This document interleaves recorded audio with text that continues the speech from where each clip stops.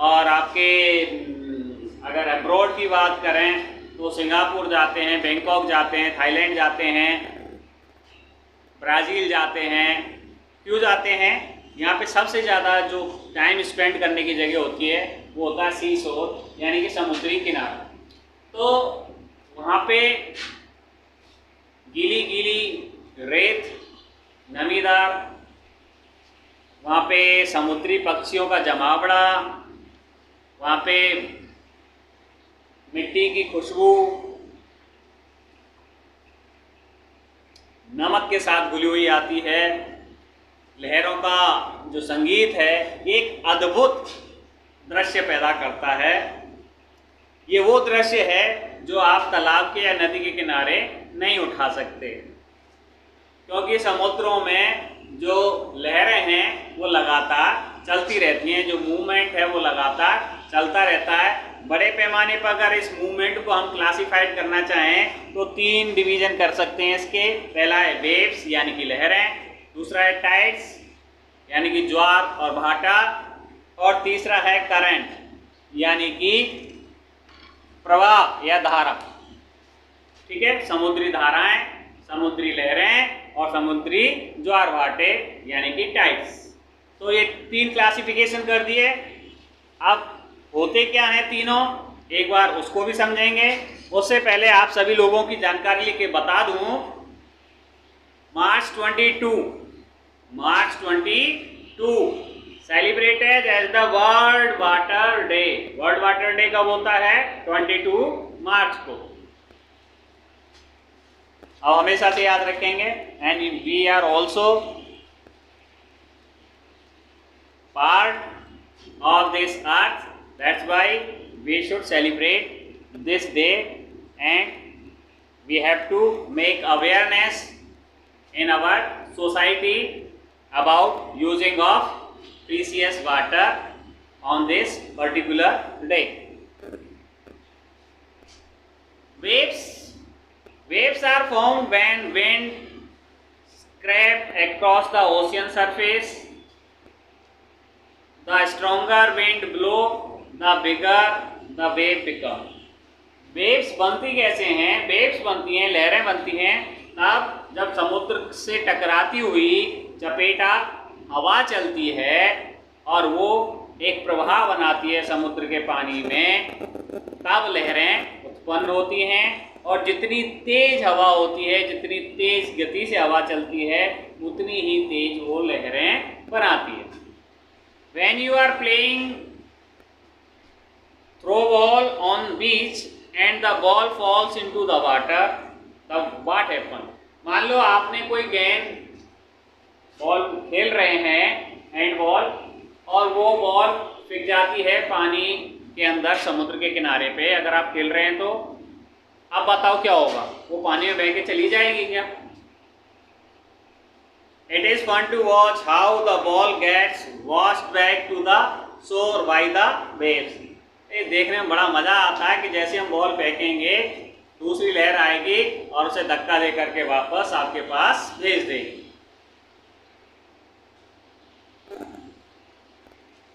When the water on the surface of the ocean rises and falls alternately, they are called waves. Waves किसे कहते हैं?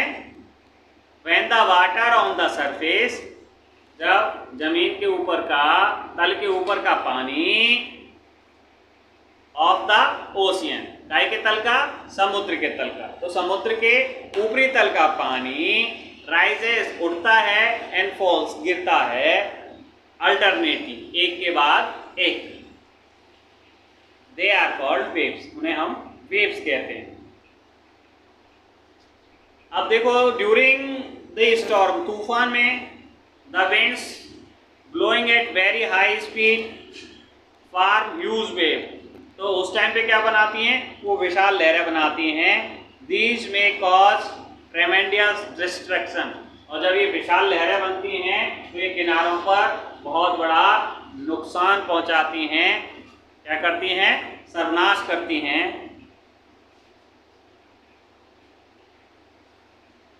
An earthquake, A volcanic eruption, और underwater landslides can shift large amount of ocean water. As a result, a huge tidal waves called tsunami.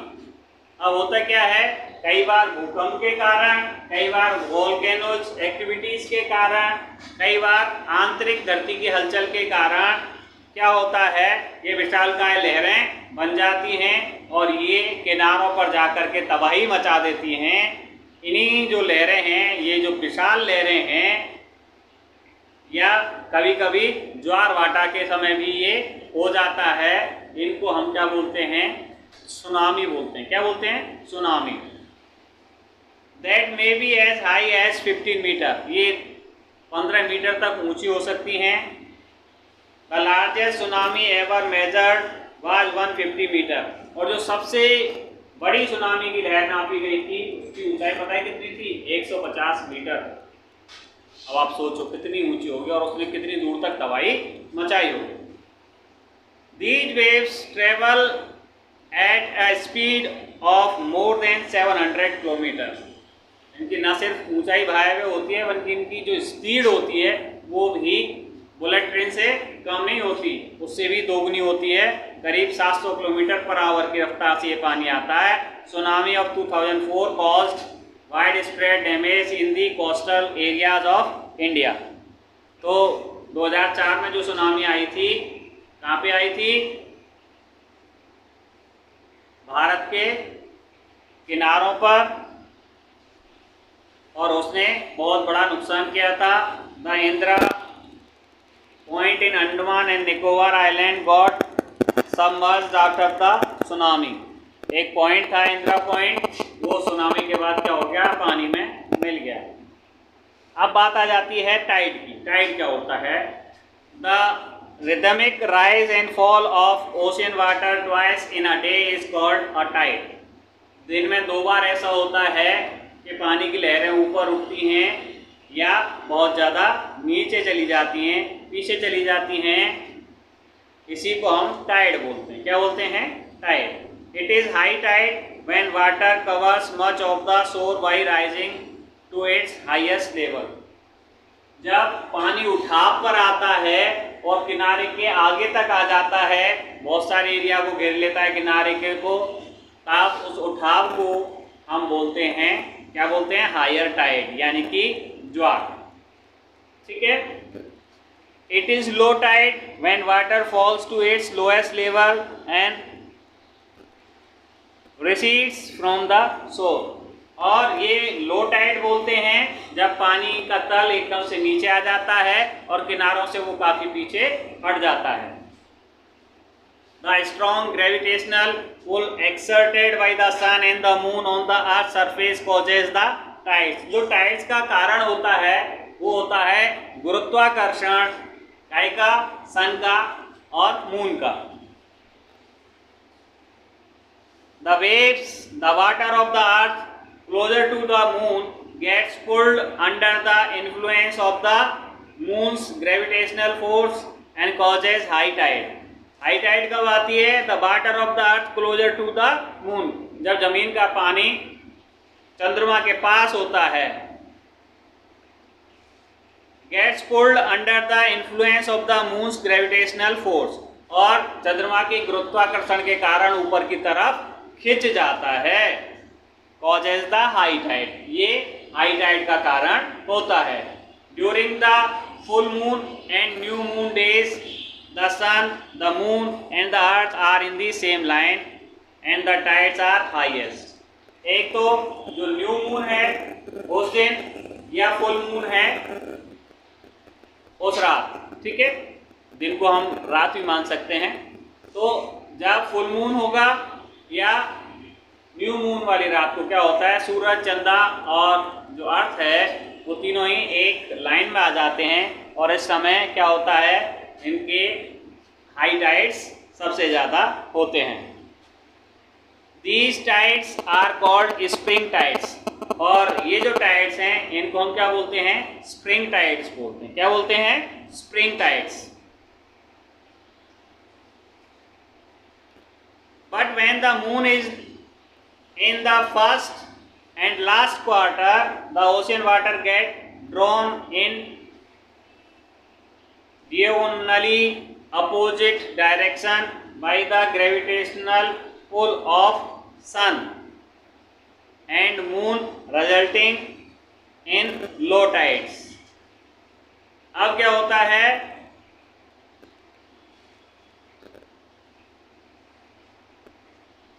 when the moon is in the first, जब moon पहले होता है, and last quarter the ocean water get down, जो ocean का पानी है वो क्या हो जाता है, नीचे चला जाता है।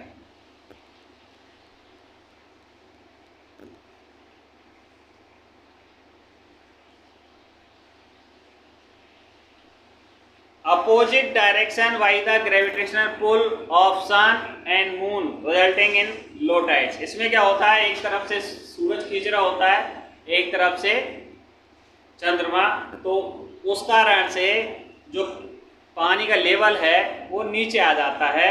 तो इसको हम क्या बोलते हैं, that is called low tides. क्या बोलते हैं, लो tides. High tides help in navigation. High tides आती है तो उससे बहुत फायदा होता है नेविगेशन में। किस तरह से होता है, they raise the water level close to the shore, क्योंकि उस समय पानी उठ करके समुद्री किनारों पर आगे तक आता है। तो इससे क्या होता है, this helps the ships to arrive the harbour more easily. तो जो पानी के जहाज होते हैं वो अपने बंदरगाह पे उसके ढकेले के साथ बड़े आराम से किनारे तक आ जाते हैं। इसी समय क्या होता है, वो जब वो पानी तेजी से ऊपर उठ करके किनारे की ओर आता है तो जो फिशेज होती हैं समुद्र के अंदर की, वो भी किनारे के नज़दीक आ जाती हैं। तो जो फिशरमैन होते हैं उनके लिए भी बहुत फ़ायदा होता है, बहुत सारी मछलियाँ मिलती हैं।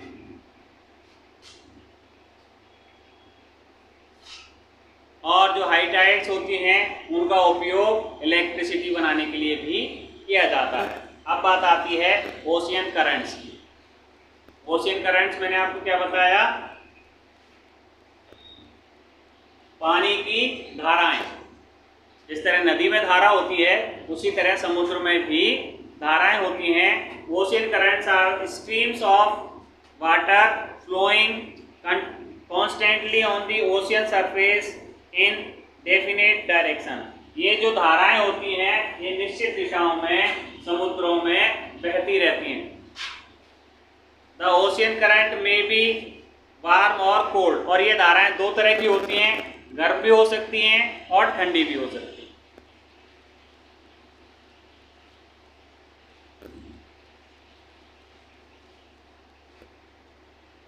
Generally the warm ocean current originate near the equator.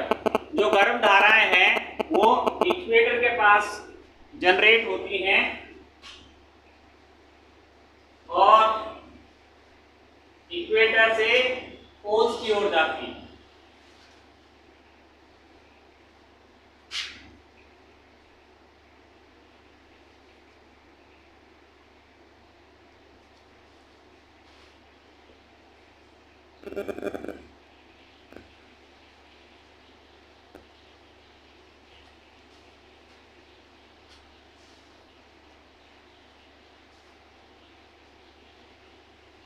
तो ये यहां से पैदा होंगी और किधर जाएंगी, इस डायरेक्शन में जाएंगी, चाहे वो साउथ पोल हो या नॉर्थ पोल हो।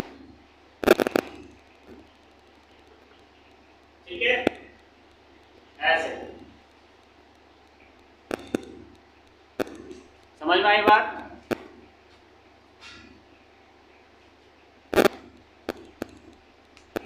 The cold current carry water from polar or higher latitude to tropical or lower latitude. The Labrador ocean current is cold current, while the Gulf Stream is warm current. और आपने ये तो समझ लिया, ये क्या हो गए,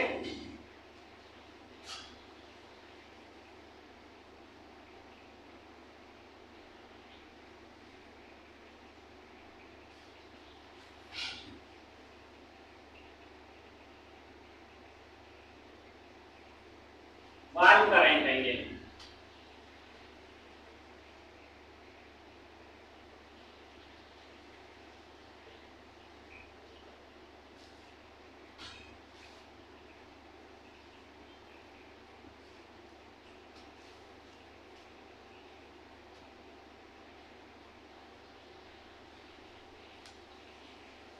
और